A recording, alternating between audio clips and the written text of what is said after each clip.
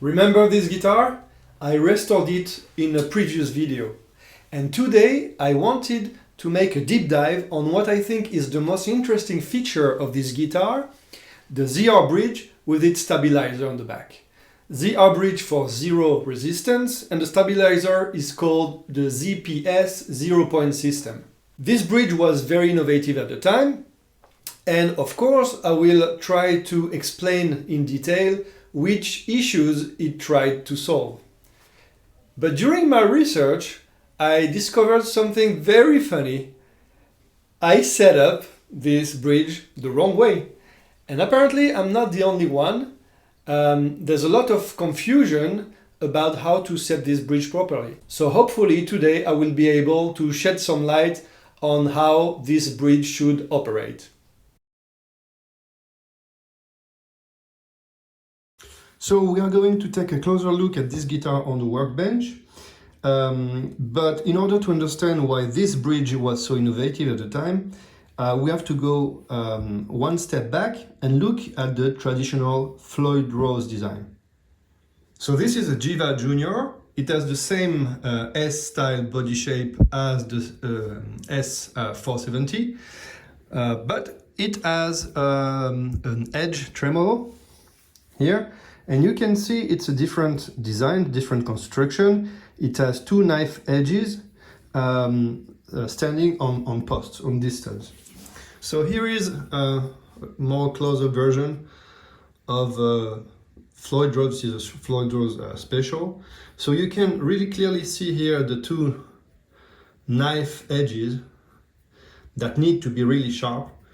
And here is a stud, there is a groove on this stud, and the Floyd, the bridge is resting on the groove of that post. Okay, and then you have the tension on the front from the string and tension on the back from the springs that are attached like so. And this design is completely floating, meaning the bridge here is held in this place, in this position, only with the tension of the string and the counter tension of the springs on the back. So there could be 1000 positions that balance the strings tension and the springs tension. It could be set here, it could be set here, it could be set there. But generally speaking, we as guitarists would like our bridge to be as flat as possible, and that's our balance point. After putting some new strings, we found out the bridge was a bit like this. What would we do? We would go there and screw these two springs a bit more, or replace strings, put stronger springs that will pull the bridge a bit more, so we would have more tension there, and that would pull the bridge to a flatter position. So with this design, you can already understand what could be the weak points. First of all, the knife edges. If they get used prematurely, then they would not fit exactly in the groove at the same place, and then you will lose tuning stability. Same thing on the back. Here, you can imagine that if you screw in this claw and then out and then in and then out, after sometimes it wouldn't hold as good as before, and then the whole stability of the system would be at risk. But more importantly, this is a completely floating bridge, meaning you expect the system to go back to the equilibrium position, which means the tension of the string should exactly match the spring tension. If your springs get a bit used over time, you would have some issues returning back to the 0-point position. And that's where this design on the S470, the ZR bridge, is so innovative. First of all, it doesn't rest on knife edges. These are ball bearings, meaning they won't get used over time. You can use it for hundreds of years and it will still work. I'm a bit slightly exaggerating, of course, but you get the thing. These ball bearings are used overall everywhere in the industry, in cars, in scooters, in bicycles, and so on, and they are very, very, very durable. So this guitar is 20 years old, but the ball bearings could take another 20 years without any issue. The other advantage I see on the back right away is this thumb wheel.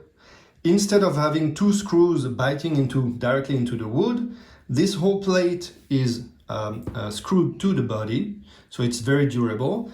And this thumb wheel doesn't require any tool, so you can adjust the tension of the springs only with that system. And last but not least, and that was my mistake, this is not a floating bridge, okay? It's not purely floating because it has this stop bar held by the secondary springs here and there. So the idea is that this block should be as close as possible, just barely touching the stop rod here. And how do I know? Well, I read the manual. So this is the Ibanez fandom page about the ZR bridge, zero resistance. And if we scroll down, we can see the schematics about ball bearings, but also, and more importantly, the complete ZR tremolo manual. And in this manual, there is a whole section about adjusting the 0-point system. And you can see the correct position is when the block is in contact with the stop rod. So in the end, I understood that I set up this bridge incorrectly, meaning the objective is not to have it as flat as possible. The objective is, the 0 point is when this block touches the stop rod. So I'm kind of missing a few millimeters here, and then I'm going to adjust it so these two are in contact, and then when I depress the bar, for example, like so, at the end it will return to the 0 point.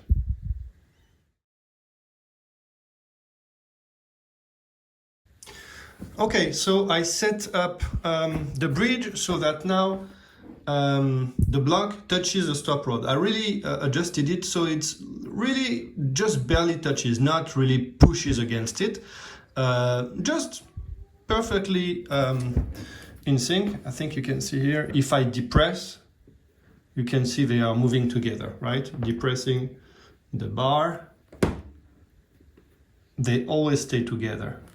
Of course, if I pull the bar, then of course they will be separated, but I think that's part of the game. And already we can see something really interesting. So listen to the E string, while the low E string, while I bend the high E string. No difference. So look what happens when I do the same thing on traditional Floyd Rose design. This is the E string, and if I bend the high E string, you can really see it go down like one semitone. You can see that when you are bending a string or really pushing it up a bit hard, you can see, oops, you can see the whole block going up, right? Here, you can really see it like moving up. Why? Because when you are bending a string, you are taking the whole bridge like this, the same way as if you were doing that with the bar. And the problem is, since all strings are together, when you are bending one string, you are depressing all the others, and so everything goes out of tune except the string you are bending. On this guitar, it doesn't happen, right? You can look at the bridge here, and you can see that when I'm pulling here on the strings and I'm pulling hard, the bridge isn't moving at all. Why is that? Well, this is the role of this stabilizer screws on the stop rod. In fact, when you are bending one string, the tension of the string is not enough to compensate the kind of blocking by the stop rod, right? Only when you depress the bar, so if you do that, of course, you are taking the bridge and the stop rod together onto the back. Moreover, there are two funny experiments we can do. The first one is this bridge is a bit, okay, it's a bit up, but remember, these are 9 to 46 gauge strings. So if you replace these strings by 9 to 42, then we'll see what the effect is on the bridge. The second experiment we can do is try and break a string and see how it goes. And we are back after changing the strings, the low strings back to 9 to 42. So I changed these three strings, which were 26, 36, 46 to 24, 32, 42. So to be honest, it doesn't make such a difference, right? I adjusted the block here. So again, the block just touches the stop rod. But to be honest, it doesn't make such a difference. So I guess this is the way it's supposed to look, even if it's not. I thought it would be completely flat like this, but no. What is important is, well, this part is flat. This one with the screws is not flat, but I think that's how it's supposed to be, and yeah, I guess it's fine. So this is the Jiva with the traditional Floyd Rose or edge. Look what's happening when I'm trying to bend. Okay, I want to bend this note to there, one tone, to this, from this D to this E. And when I bend, I do a unison bend, this is what's happening. You can hear this one going flat. So when I'm bending like this, there's a kind of adjustment to try to find. So what I usually do to compensate it is with my palm, I'm pressing a bit down on the bridge so that when I'm bending, it doesn't pull the bridge to the front.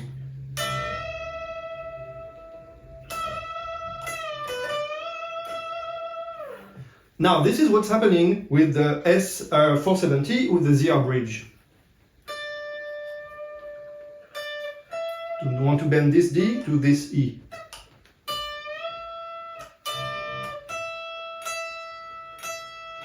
Doesn't go flat even when I bend, so when I do this unison bend, I can find it immediately because I don't have to kind of adjust according to trying to find a unison between the two strings that are currently moving.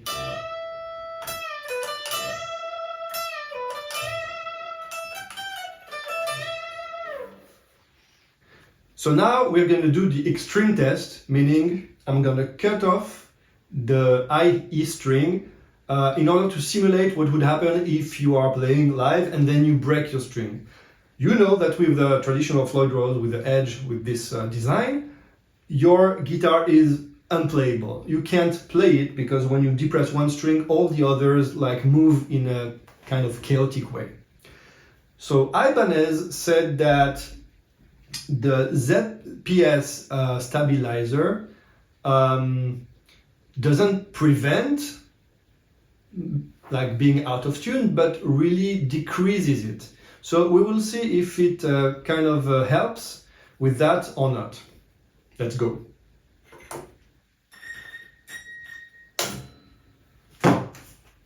That's it. I broke a string on stage. Now let's see what's happening with the others.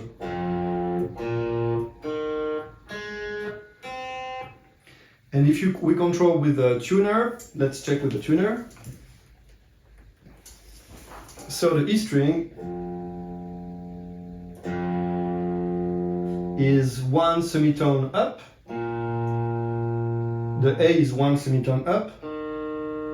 The D is one semitone up. The G is one semitone up. And the B is almost one semitone up. So everything went up by a semitone, and it's a bit less chaotic than what would happen. So of course it's not great, Yeah,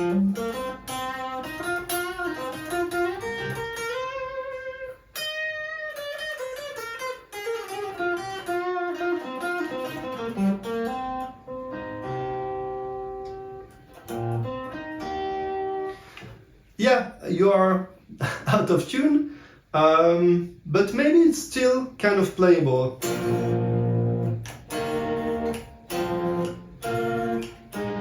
Yeah, maybe not.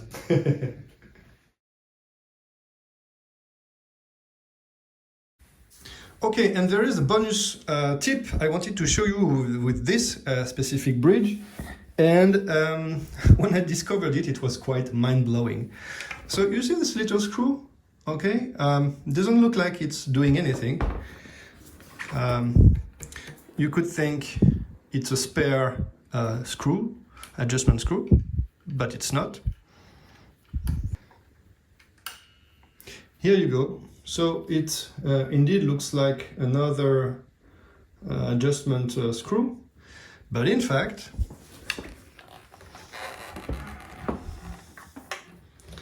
you can see here you have screws for exactly this. You have holes exactly for this screw. And what is this going? It helps you intonate the guitar without having to depress the strings, right? Because usually what's happening is you want to move this block, okay, this whole block, you want to move it forward or backward. And of course, if you depress this screw with a string tension, it's going to jump forward and it's very difficult to adjust. When this is touching, so this is completely locked in. Once this is locked against the block, this is not going to move. Crazy. So let's do it.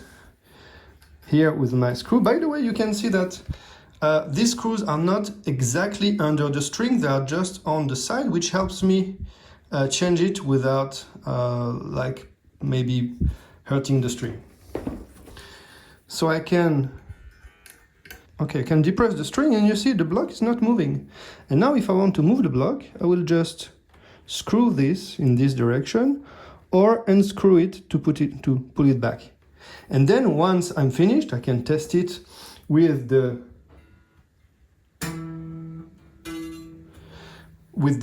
tuner, of course. And once I'm done, I just have to lock it again, like so. Remove the screw, and voila. You don't have to depress the string to set it up, because what you would do traditionally is depress the string, yeah, but then now it's really difficult to get the harmonics right. And then you would do kind of a blind adjustment, screw it, try again, put more pressure on the strings, then depress it, try again, and so on. This one is a really genius way to intonate your guitar in just one go. So that was the bonus tip with this bridge.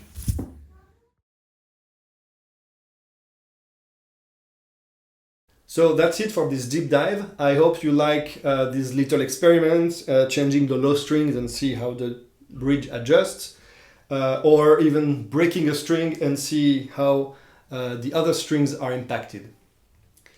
Now, what can we take from this deep dive? Here the things I really liked with the ZR bridge.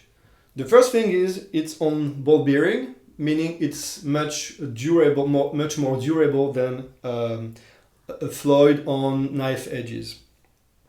The second thing is you can easily adjust the guitar with your thumb without any tool. So that makes it really easy. Even the intonation, this intonation screw blocking the bridge is really genius. What else? When I'm playing, I can bend a string without depressing the other one, which means that unison bends are really much easier to perform than with a traditional Floyd Rose design. Another thing I liked is, of course, the stabilizer and the return to the 0 point. So when I'm hitting hard, I'm really feeling that there is a kind of action on the bridge, like helping, the stop rod is helping, pushing it back to the exact same position. I must say I never had an issue with a traditional Floyd Rose design, so I don't know if this is like much better, but yeah, I can feel it's very precise. Now, what are the limits of this system? Well, the first one is the action of the bar itself. When I'm using it, softly, it's kind of smooth and silky. It's really nice. But if I want to depress it really hard, it's kind of harder, you know, to push it, because then past a certain point you are really pushing against the stabilizer itself. You are pushing against the stop rod. So that's a bit harder. That doesn't happen when you pull. Pulling is really easy. Pushing is kind of harder. So that's one limit. So if you are using dive bombs a lot, and harmonics dive bombs, like you need kind of more energy to push it down. Another limit is if you break a string, there's no miracle. You are going to be out of tune. So you can continue to kind of play,